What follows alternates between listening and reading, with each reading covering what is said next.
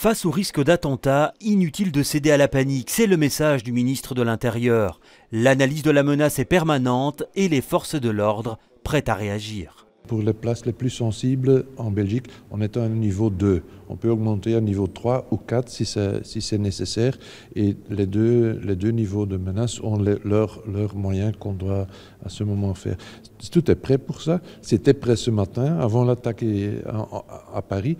Et ce sera prêt cet après-midi et les jours qui viennent si c'est nécessaire. Mais la Belgique dispose-t-elle des moyens suffisants pour cerner ces risques et les prévenir ? Certains en doutent. On sait bien qu'aujourd'hui, la sûreté de l'État est en sous-effectif en Belgique, parce que depuis des années, on a sous-investi.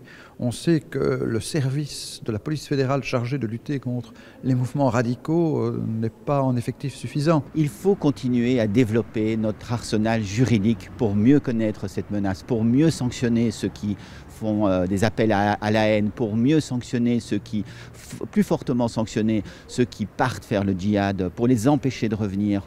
Et les parlementaires n'ont pas de mots assez durs pour condamner cet attentat d'une barbarie et d'une violence inouïe. C'est un attentat contre la démocratie. On veut empêcher les gens de s'exprimer librement. Et ça, c'est dans une démocratie inacceptable. Surtout, je demande à chacun, à chaque démocrate, peu importe qui il est, de ne pas tomber évidemment dans la stigmatisation de l'autre aujourd'hui.